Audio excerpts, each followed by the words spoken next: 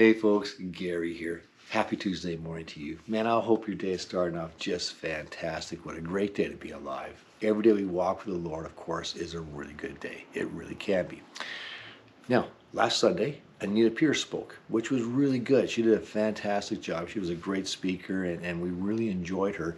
And she spoke on God having a plan. And so, because of that, we're going to look at that this week about God's plans for us and God having a plan for you and for me. And she referenced Genesis 24 and talked about Abraham's servant going to find a wife for Isaac. So he's off to go on this quest to find him a wife and how all that works out. Now, she talked about Rebecca coming out and with the well and all that stuff that was really, really good. I want to go a little bit earlier than that and look at Genesis 24, verse 6, verse 5 actually. So Abraham has given his servant his orders, right? Go to my relative's land, go find Isaac a wife. And the servant says, oh my goodness, are you kidding me? Can you imagine picking out someone else's wife? What a crazy idea.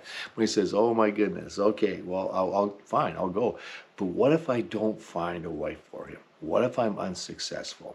Should I take Isaac with me afterwards and bring him to your relatives? And Abraham's like, no, absolutely not. Do not take my son out of this promised land. Why? Because the land had been promised to Abraham and his descendants.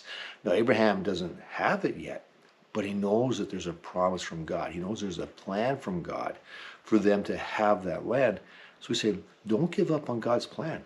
Don't give up on his promise. He's promised this to us. We can't give up on that. We have to press in. So by no means do we go back there. We stay where God's promised us to be. So that's an important part here. But his servant is still like, ay, how am I going to be able to do this? And Abraham says this to him in verse 5. The servant asked, but what if I can't find a young woman who is willing to travel so far from home? Should I then take Isaac there to live among your relatives in a land that you came from? No, Abraham responded. So we've talked about this yet. No, he responded, be careful never to take my son there. For the Lord, the God of the heavens, who took me from my father's house and my native land, solemnly promised to give me this land to my descendants. And here's the thing, he says this. He will send an angel ahead of you, and he will see to it that you find a wife there for my son. Abraham is so confident in God's plan. He says to his servant, I know it'll work out. He will send an angel ahead of you. He will prepare the way ahead of you. He will make sure it happens. And that's the thing about God. God will make sure. He will make sure that his plan happens because he's God. And God can do that.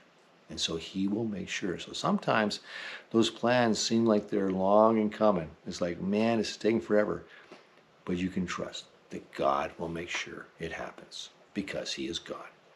So that's the message for today. And thanks for watching, and we'll catch you tomorrow. Have a great day.